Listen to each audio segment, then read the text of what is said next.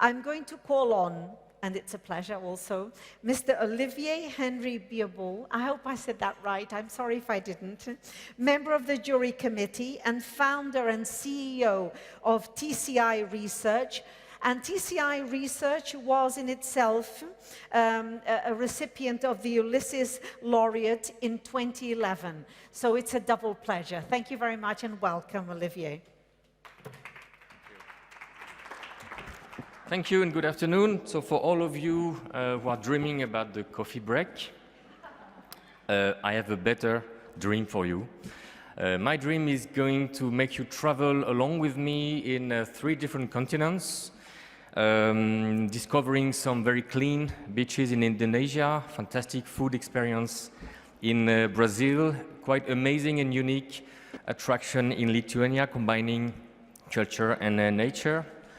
Tour operating in Switzerland in nice electric, 100% electric buses, and also enjoying some highly socially responsible hotels. So I'm glad inviting you to come with me in this kind of a journey.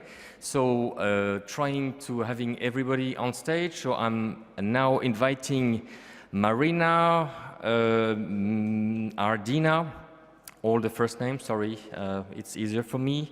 Mr. Ali, Simona, Alfonso, and Luis, please come along. You all deserve applause because you're all the finalists of the Private Sector Award. What I like in this panel, actually, I think we have the best medal of the afternoon. The reason is because all of you are representing different facets of the visitor experience, and you may know that 40% of international visitors, when they travel, when they choose a destination, they choose it for the first time because they heard about good experience from their friends, from their colleagues, and all of you in all your respective facets of the industry are improving that visitor experience, combining objectives of business, competitiveness, but also very much putting in the heart of your strategy the sustainability. I would like to start our journey with Brazil, inviting Marina. Marina C. Miao, sorry for that, from Brazil. Marina actually shares a passion with me. She likes food, but what she does is not only promoting food, it's much more than that. She's actually very much promoting the local culture, interaction with local people, interaction with local producers, and it's all about cultural, sustainable experience. So Marina, the floor is yours. O Fartura é um grande projeto da gastronomia brasileira, que envolve pesquisa, viagens, eventos e canais de comunicação. Acreditamos que a gastronomia está muito além dos restaurantes e das mesas dos grandes chefes. Ela está em uma região, na matéria-prima, no pequeno produtor, na indústria, na distribuição e no comércio. Isso é a cadeia produtiva da gastronomia. Se somarmos todos esses setores, temos a maior participação no PIB brasileiro, chegando a 18%. Para citar um exemplo mundial, o turismo gastronômico hoje move a economia de países como o Peru e a Espanha. Nosso projeto tem como base uma viagem pelo Brasil pesquisando esta cadeia gastronômica. Já viajamos quase 60 mil quilômetros em 22 estados, 145 cidades e 400 entrevistados. Levamos todo esse conteúdo para os nossos eventos de caráter nacional, como o Festival de Gastronomia de Tiradentes, o Festival Fartura BH, Fartura Fortaleza, Fartura Porto Alegre e outras capitais. Buenas tardes a todos. Em nome de mis jefes, de mis diretores em Brasil, Alexandre Minaj e Rodrigo Ferraz, eu gostaria de dizer que é um honor estar aqui e compartilhar com vocês nossa experiência e conhecer também tudo o que está passando. Bueno, como hemos visto, o projeto Fartura tem sua base em um viaje de investigação da gastronomia e tem a ideia e o reto de proponer, de mostrar e promocionar a gastronomia brasileira e toda a sua cadeia de produção. Então, a expedição de gastronomia que hacemos hoje está começando sua parte de 2016 e até março vamos a ter passado por todo o território brasileiro, que como todos sabem é um pouco grande, e então é um reto muito grande para nós também. Pero es todo que hemos visto en nuestros viajes son lo contenido que después compartimos. Compartimos con vídeos, compartimos en las redes sociales, en nuestros canales, con libros, con documentales y con los eventos. Y estos eventos son la vitrina más grande que tenemos para promocionar nuestros productos y nuestra gastronomía.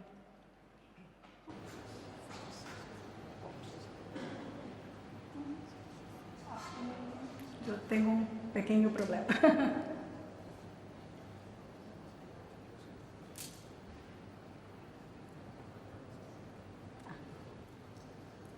Bueno, el contenido que tenemos transformamos en libros. Estamos en la tercera edición de los libros. Los dos primeros lograron ganar competiciones internacionales y nacionales, mostrando la fuerza de la gastronomía y la idea que la gente busca conocer siempre más. Entonces, cuando tenemos estos libros, tenemos los documentales, tenemos las actividades, tenemos todas las ganas de productos, de productores, de jefes de cocina, de emprendedores del sector para mostrar y promocionar nuestra gastronomía. Los eventos, como había dicho, son nuestra gran vitrina.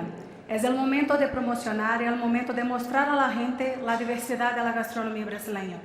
Siempre suele ser en una gran ciudad donde llevamos para ahí todo que hemos descubierto en los años de la expedición.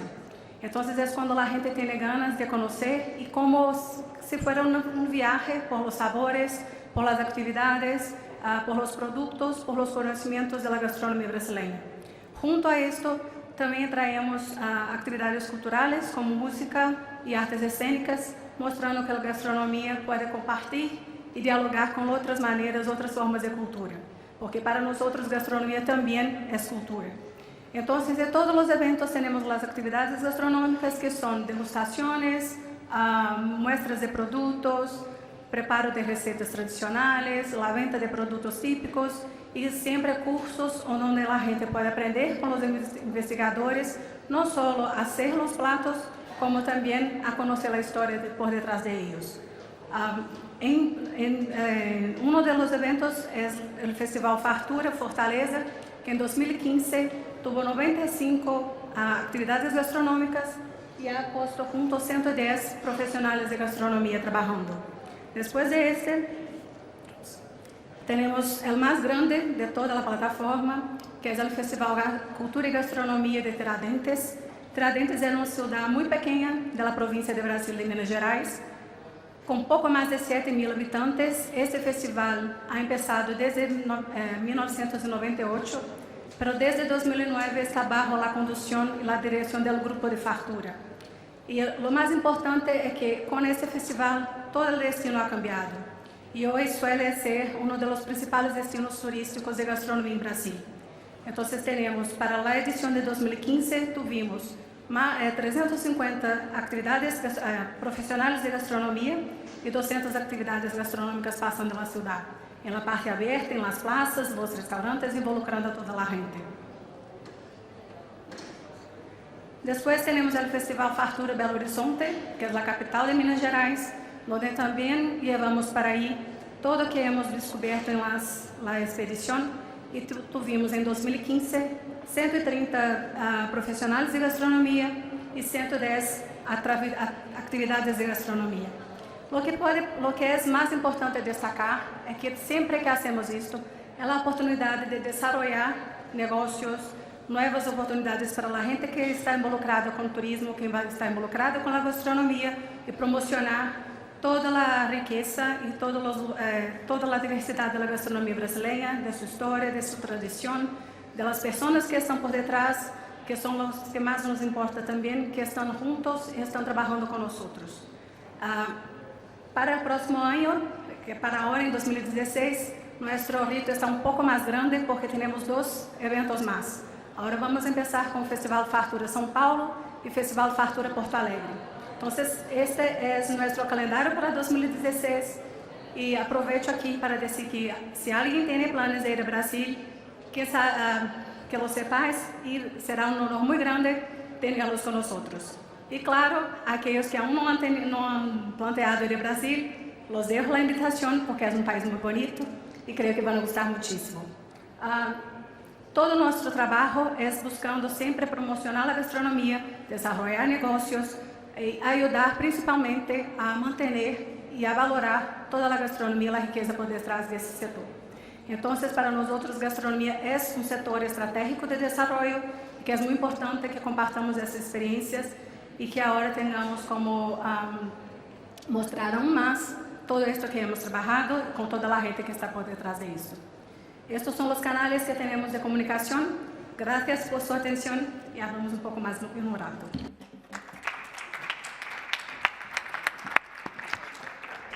Thank you very much, Marina. Very inspiring, extremely rich and complete projects. We had good food. Now I suggest we fly to Indonesia, and I'm glad introducing Mrs. Ardina Zeza, who is a CSR specialist at Coca-Cola Indonesia. She's working hand in hand with a number of partners, including Garuda Indonesia, and so Mr. Ali Ahmad, who is senior project manager there. And together they have decided one thing is to fight what they call the tsunami of trash that may from time to time appear on the beaches over there. So the floor is yours. We are very excited to hear about this project now. And please do respect the 5 minutes. Thanks. Bali, pulau yang terkenal dengan begitu banyak pantai dan surganya pantai. Tapi, apa yang terjadi dengan Pulau Bali kita sekarang? Saat ini Bali sedang mengalami krisis kebersihan. Bisa Anda lihat di sekitar pantai ini sangat kotor. Hal ini dikarenakan adanya angin barat yang terjadi dari bulan Desember hingga Maret. Adanya kiriman sampah baik dari Pulau Jawa, Pulau Bali, dan pulau-pulau sekitarnya. Hal ini membuat tumpukan sampah ada di pantai Bali. Coca-Cola, Garuda Indonesia, dan Quicksilver mengadakan Bali's Beach Cleanup yang sudah diadakan sejak tahun 2008. Through our program of cleaning 9 kilometres of Bali's beaches, 365 days of the year, since 2008 we've collected over 24,000 tons of rubbish. Marilah kita menjaga lingkungan kita because We love Mother Earth!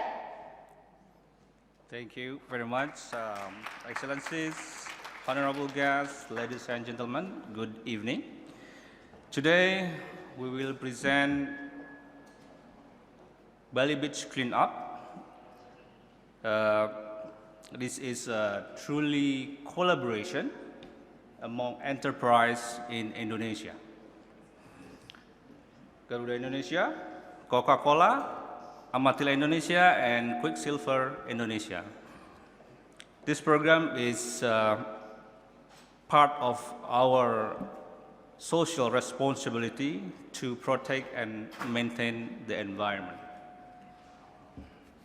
So let us start by talking about the background first. So as a tourism gate of Indonesia, Bali has lived its reputation as a tropical paradise. Every year, millions of tourists came to Bali to enjoy what the island has to offer. However, this might be surprising you. However, Bali has been facing serious waste problems. During the wet season, which happens from December to March, Bali has been in this condition, as you can see. And then the trash that came from the other island, as well as other factors, leaving Bali in horrible condition. If no one starts doing something about it, Bali will soon become a giant rubbish. It will give a direct negative impact to the local economy, local industry, communities that are heavily dependent on tourism will eventually suffer. There will be a multiplier impact for this condition: economic, social, and ecology. So that's why, since 2008, Coca-Cola Indonesia, Quicksilver Indonesia, and Garuda Indonesia decided to take real action by establishing the Bali Beach Cleanup Program. Through this program, we clean up approximately 9.7 kilometers of shoreline of 5 most iconic Bali's beaches, which is Kuta, Legian, Seminyak, Jimbaran, and Kedonganan. And we're very proud that this program has been able to give 78 job opportunities for the local communities, who are mostly citizens that holds Bali fairly dearly to their heart. And then we also support the lifesavers activities, so we can ensure that Bali's beaches is also clean and safe.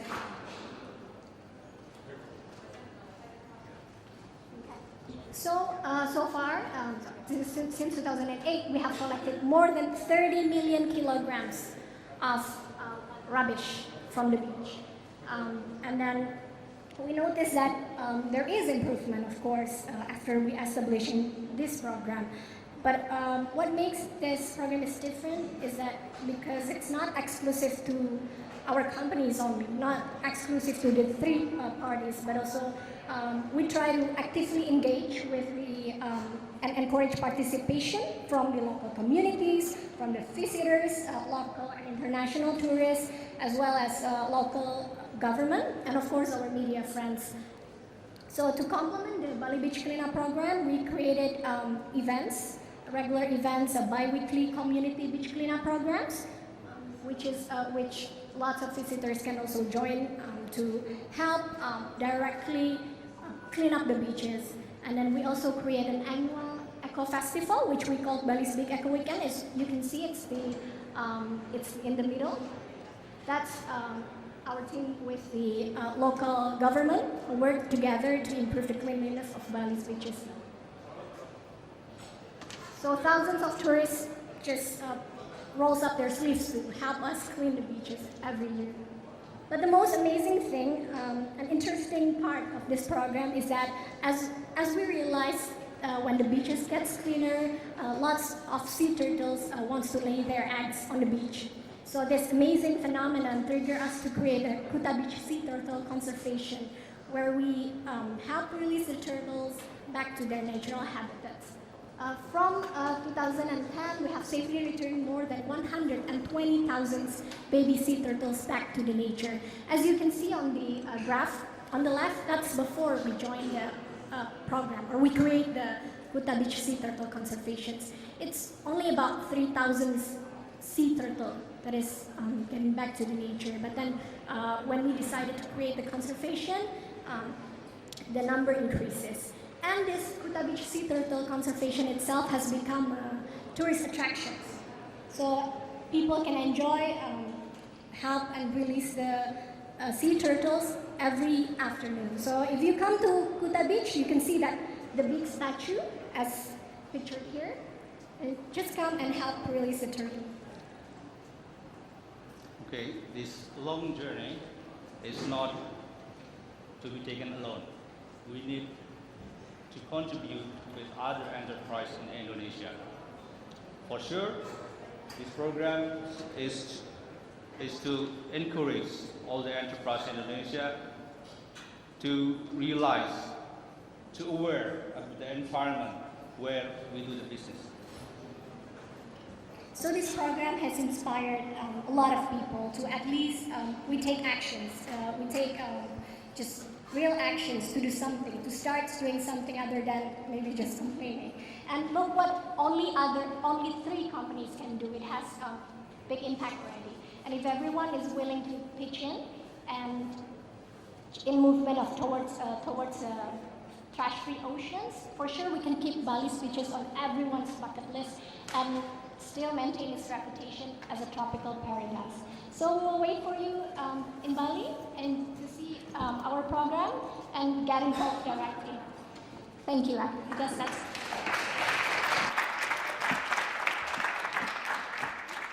Thank you so much. Another great example of public-private partnership, very efficient and inspiring. So we had good food, we had a cleaned, nice beach experience. Let's back to Europe now.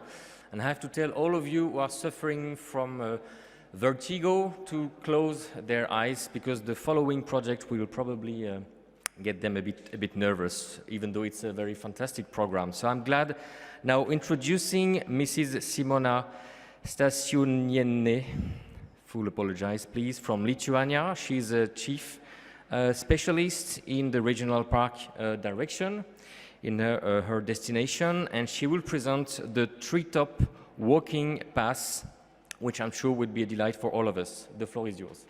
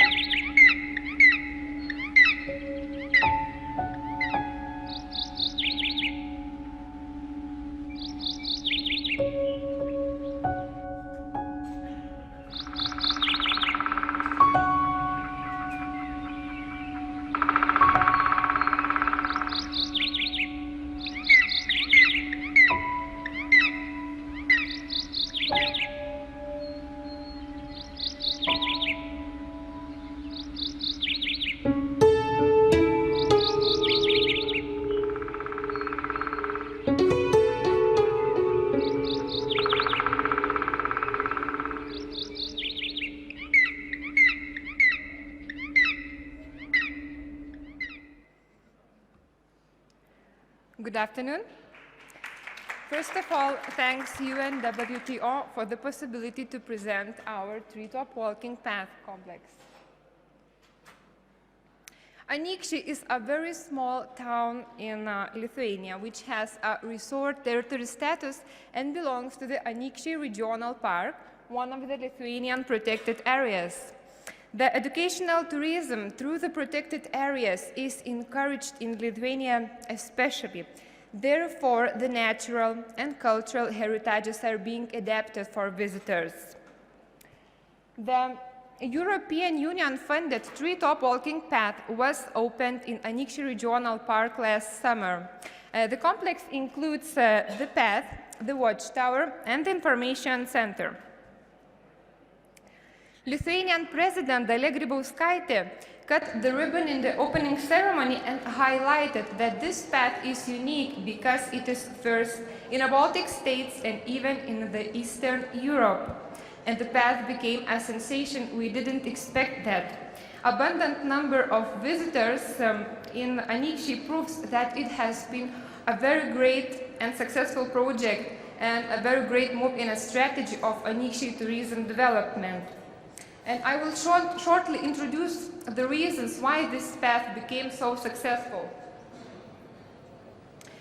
First of all, an extremely carefully and thoughtfully chosen place for the path.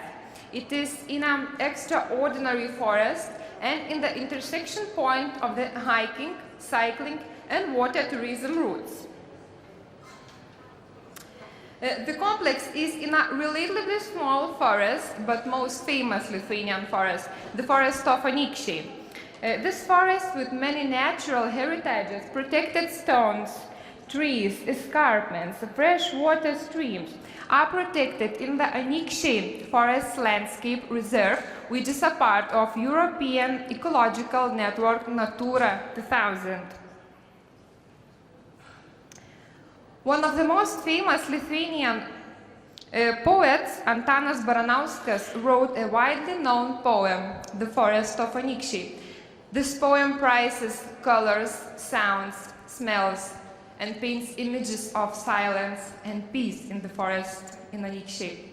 And most importantly, it reveals a particularly close relationship between man and nature. And some quotes from this poem are in the path's informational stands. Just 100 meters away from the path, we have a Holy Rivers water tourism route with a modern infrastructure and also the hiking and cycling routes. Therefore, the treetop walking path contributes to the promotion of the ecological tourism through the protected areas, and people enjoy it.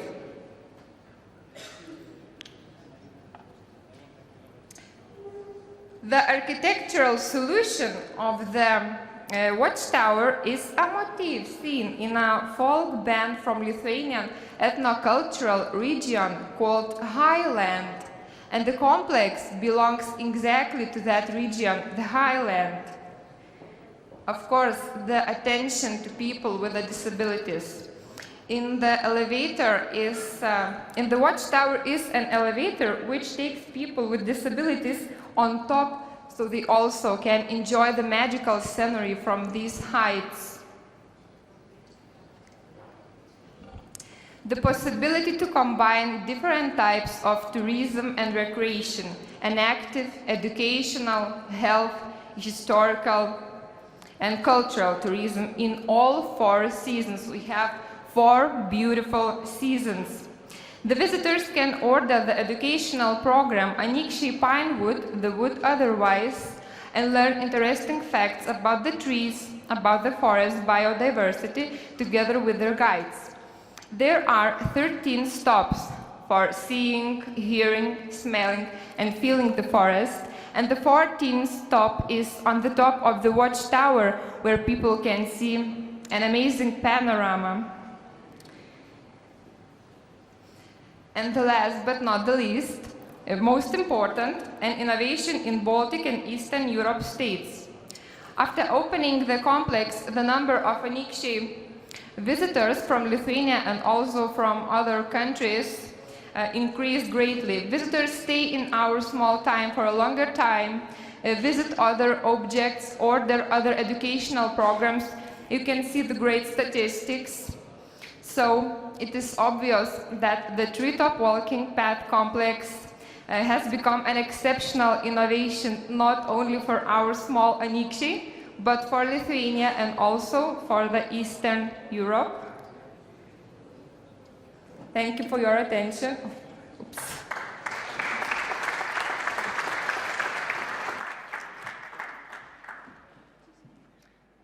Thank you, Simona.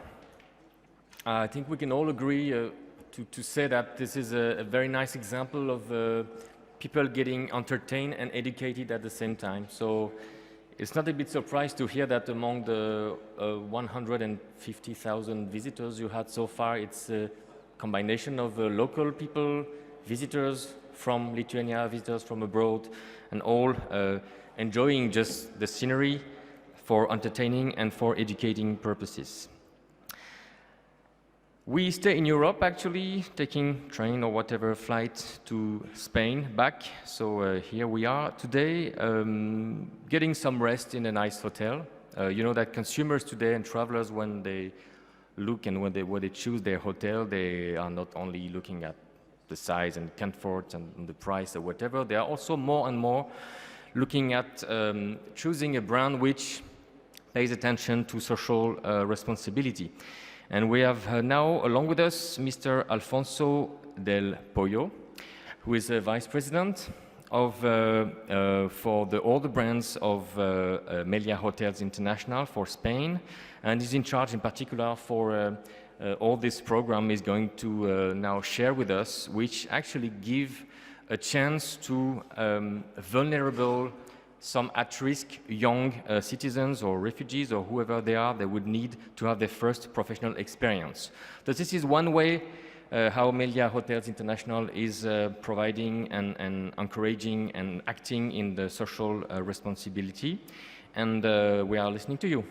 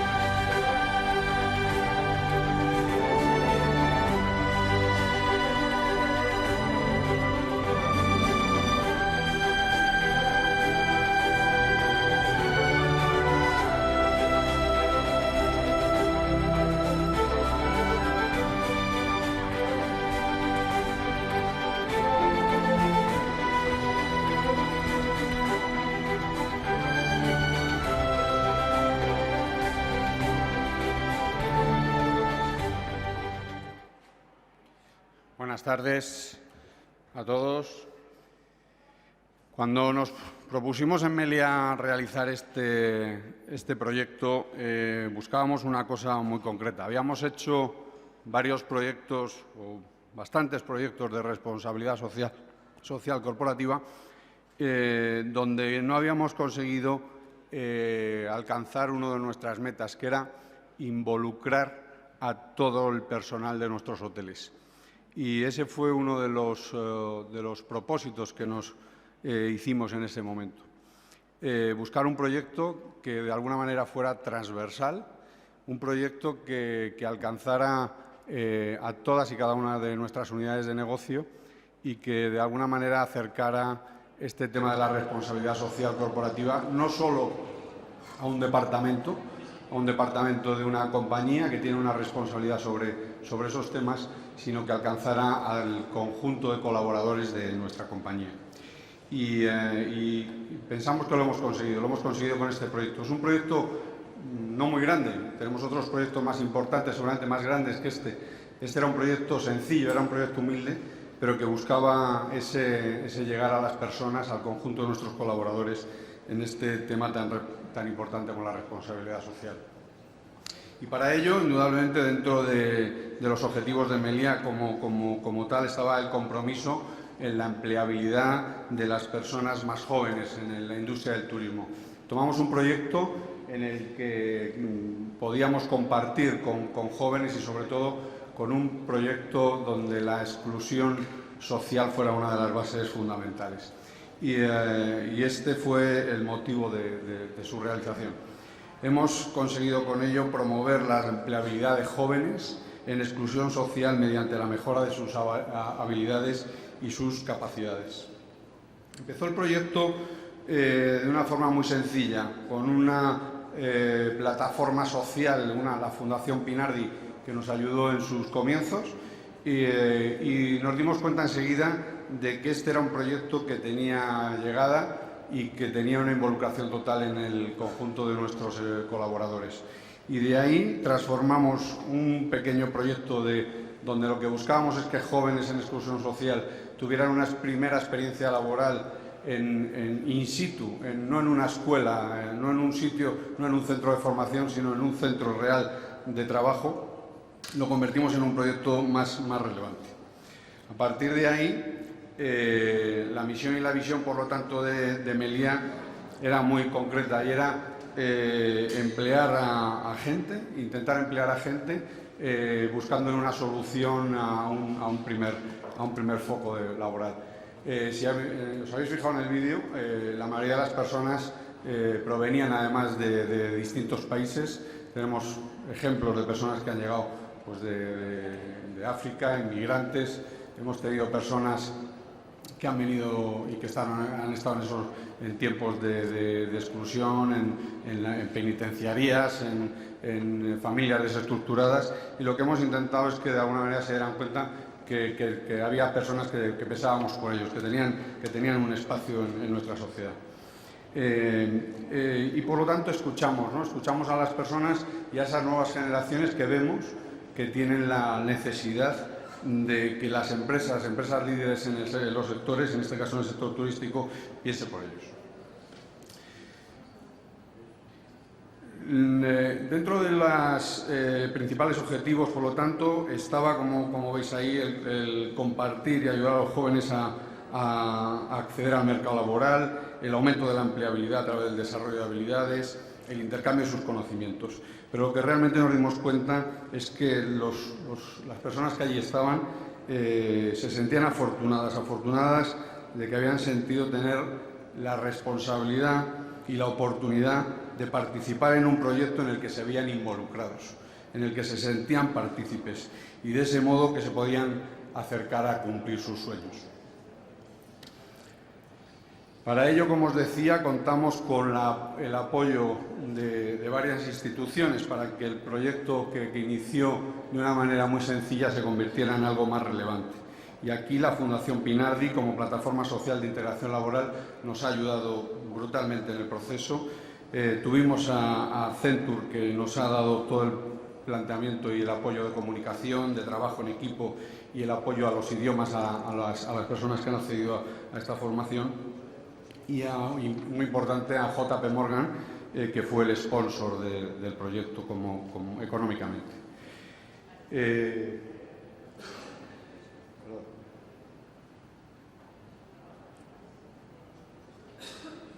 Perdón. Intentamos, como os decía al principio, que las áreas y las personas involucradas no fueran solamente un departamento específico de responsabilidad social corporativa. Y eso lo hemos conseguido. Lo hemos conseguido y además de ese departamento, indudablemente, los departamentos de recursos humanos, los departamentos de las unidades de negocio, los hoteles y la propia operación de los establecimientos, los departamentos de comida y bebidas han sentido al 100% involucrados. Ha sido un proyecto de todos, por lo tanto hemos conseguido que esa transversalidad que buscábamos se cumpliera. Por lo tanto, hemos conseguido que se impregne, que el equipo de Meliá se impregne de esa responsabilidad social corporativa. En las características más innovadoras, uno de los temas más importantes para nosotros fue la figura del mentor. Y en ese proceso hemos conseguido que un mentor profesional siguiera los pasos de todos y cada uno de las personas que han estado ahí involucradas. Este ha sido, yo creo, una de las maneras de conectar la oferta real y la demanda de nuestra compañía en esta posición. De ahí creamos esa formación en cocina, ese departamento en donde entendíamos que había más demanda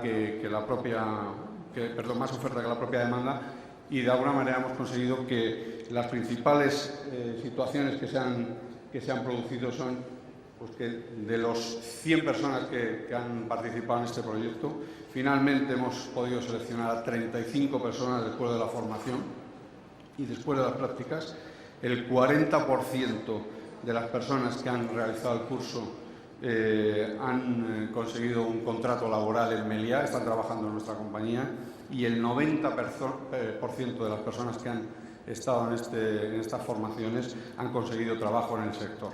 Hemos conseguido contratar nosotros al 40%, el resto los hemos desviado a hoteles hoteles competidores, hoteles amigos. Por lo tanto, hemos conseguido trabajar con 4 partners, hemos conseguido que 13 establecimientos en 3 diferentes ciudades de España se involucren en este proceso, con un equipo de más de 10 personas que han hecho seguimiento a todas esas personas, a todos esos chicos, más de 10.000 horas de prácticas en hoteles, y por lo tanto hemos conseguido que este proyecto fuera una realidad de responsabilidad social corporativa, donde definitivamente pensamos que una empresa es responsable realmente cuando es capaz de convertir esa realidad en el recurso más importante que tiene, que son las personas. Nada más, muchas gracias.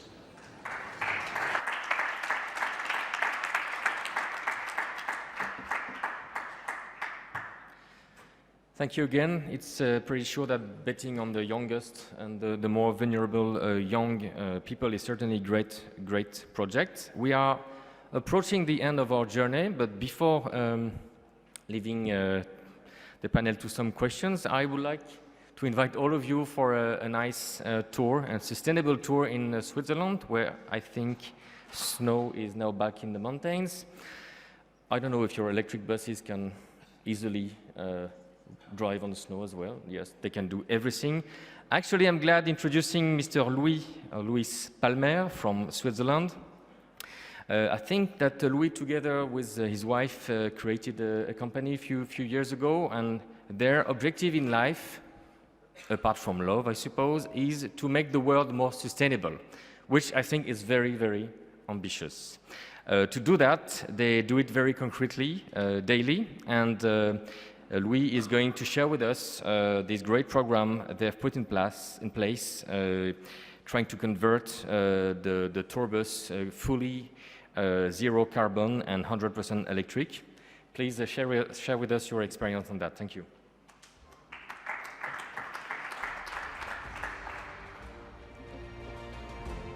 Switzerland Explorer Tours has developed the world's first 100% electric tour bus. Today, the initiators Juliana Priskin and Louis Palmer from Lucerne, central Switzerland, are offering sustainable tours to visitors in small groups to enjoy the beautiful landscapes and culture of Switzerland. This innovation project included the conversion of an ordinary diesel bus into electric. It was challenging and required the commitment to a vision and coordination of many technology partners, as this has never been done before. It also included working closely with local and regional tourism stakeholders to design authentic sustainable tour experiences.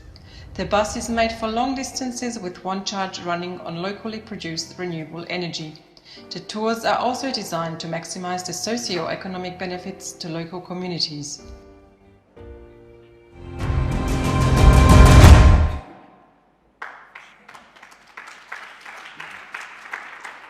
Yes, ladies and gentlemen, I'm very happy to be here. I'm very happy to take you on a little tour across Switzerland.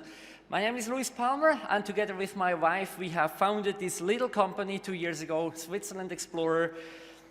Some words about ourselves. I am very committed to do something against climate change. That's my life, that's my passion. So 7 years ago, I decided to build an electric car, a solar-powered car, and I was the first man ever to drive a solar-powered car around the world to show people all over in the world, hey, look, people, we don't need fuel. It's over. That's dinosaur technology. We have electric cars, we have solar cells, we can have clean mobility. My wife, she is a teacher for sustainable tourism. She's also doing research at the university in Lucerne. And together we have a very sustainable lifestyle. We love cycling. We don't like to use petrol cars and things like that.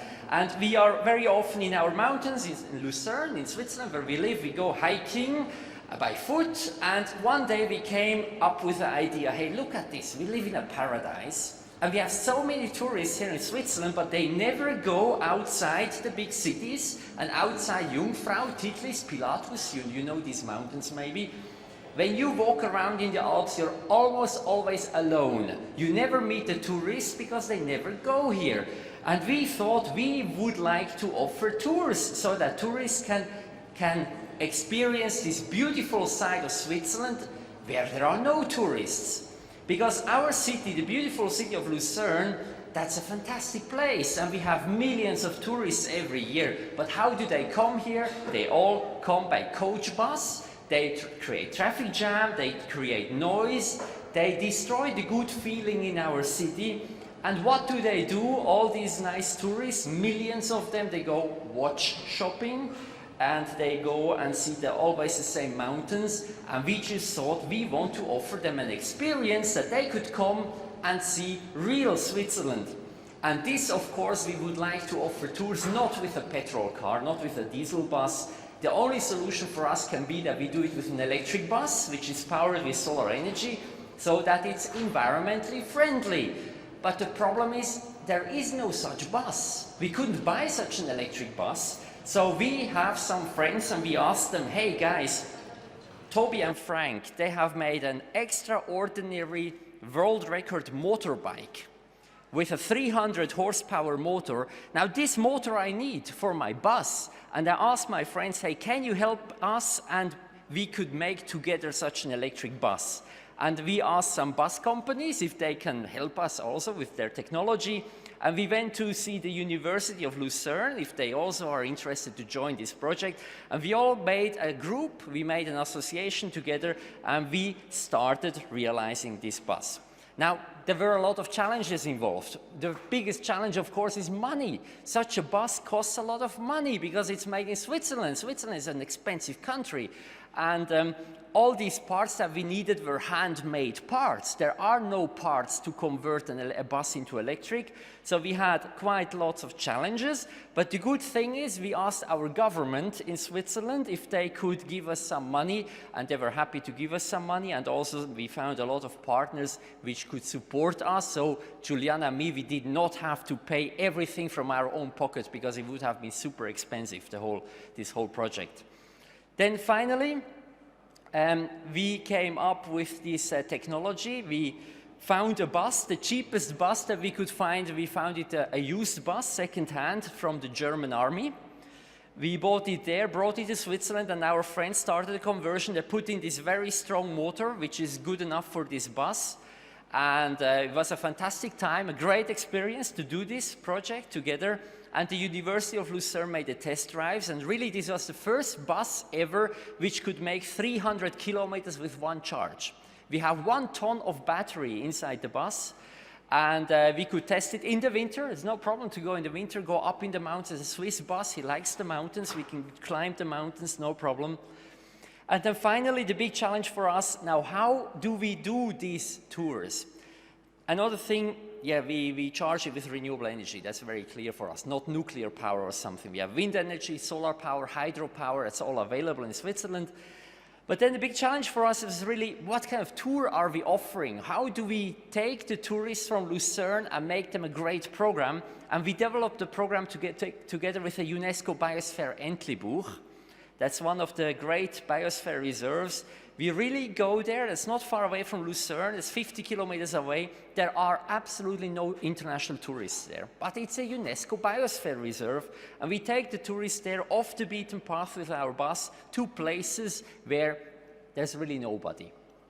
To places which you don't find in a travel book. But the thing that people love the most is really going to the home of people and enjoying food at the house of Lisbeth, at her place. We're not going to a restaurant or to a hotel. We really bring the money to those people who need it in Switzerland. Those are the poor farmers up in the mountains. They don't have a lot of income at all, so we help them to survive in the Alps. Another thing that we do, once or twice a year, we take the tourists around Switzerland on a 7-day tour. We also found out that there is no guided tour around Switzerland for 7 days or even 5 days. No such product exists, so we do that now with our electric bus in an absolutely environmentally friendly way. We are crossing the Alps 7 times. We go across the Alps in those 7 days. We take them to the biggest glacier of the Alps, and we're having a lot of fun. Sometimes people call us up and say, hey, we are a group of 30 people, we would like to make a tour with you, and then we just rent more electric cars, and then we all go with electric cars into the mountains, and we sometimes offer renewable energy tours. And what we also offer starting this year is going to be a cheese and chocolate tour. That's what people want to see in Switzerland, right? Cheese and chocolate. So every evening we want to make a tour from Lucerne, just a 1 or 2 hour tour around the city, and we offer the people great cheese and chocolate. So that's our tour. Hope to see you soon in Switzerland. Thank you. Thank you, Luis, so much for giving some fresh air, very positive passion for talking about your project, which I think speak to anyone. Let me maybe take 10 minutes for addressing a few questions. I will maybe start with you first, and if we have time, we will maybe address some common questions for everyone, but feel free to interrupt yourself and make that dynamic. I was thinking about one thing. You are in contact with lots of consumers or your clients, you see them. Would you see that since you have put this in place, the kind of profile of visitors and clients you have, are they different from the others? Are they more kind of families or seniors, or are they more sensitive to sustainability? Or is it kind of slightly moving to the mass market? What kind of, can you give us some insight about the profile of your customers? I think it's both. We have customers which really come to us because they want to see the electric bus. They want to experience the electric bus. They want to have a good feeling. They don't want to pollute the air. They know this is a unique product. There's no such thing anywhere else in the world. That's one part of the customers, maybe half of the customers. And the other half of the customer, they come with us because we have a great product. They don't care that this is an electric bus, but they enjoy it. And we hope really that we can inspire the people and show them, hey, look, this is an electric bus. You don't hear any noise. People like that, and hopefully they go back home and they will tell all their friends that electric mobility is a good thing. So we hope to inspire people. Okay, great, thank you. Alfonso, I've got one question for you about the way that you put this initiative within your human resource strategy in overall. Do you have any specific way to measure as well the efficiency of this initiative? How do you measure the impact of that in your project? Human resources wise, yes. Bueno, para nosotros lo más importante indudablemente ha sido, como te decía, que el conjunto de los departamentos tuvieran una realidad en la responsabilidad social corporativa. Y de alguna manera lo que hemos intentado ha sido que a través del Departamento de Recursos Humanos poder llegar a todos y cada uno de nuestros colaboradores. Aquí, por ejemplo, el tema más importante ha sido el papel fundamental que ha tenido nuestros hotel managers en el proceso, los formadores que hemos tenido en cada uno de nuestros hoteles, porque cada una de las personas han hecho prácticas en diferentes hoteles, ¿no? Entonces, cada hotel ha tenido el sentimiento de estar cerca de un proyecto y una realidad de responsabilidad social corporativa. Y eso para nosotros era el ADN que buscábamos en el proyecto, ¿no? Acercar la realidad de la responsabilidad social a cada una de nuestros colaboradores, ¿no? Okay, thank you very much. Gracias. Simona, I've got a quick question for you. This is quite an amazing visual project, and it seems to be extremely squared, well managed, etc. I suppose you faced some sort of challenges when you had to implement that in real in the past few years. So what was the main challenges you had when implementing that project? The biggest challenges was to choose the best project, because we had 15 projects, and there were some skeptics who said that, oh, you have the most beautiful forest in Lithuania, and there will be some invasion, some metal invasion in the wholly beautiful forest. So the biggest challenge was to choose the best project, and thanks God we had during the public procurement process, we have the very professional committee, which decision was, you saw that it was the brilliant decision to choose the best project. Okay, thank you very much. For our guests from Indonesia, I was looking at the video sooner and looking at the tourists and the local people jointly working together. My question is, how do tourists, particularly foreign tourists, how do they react when they see such initiatives?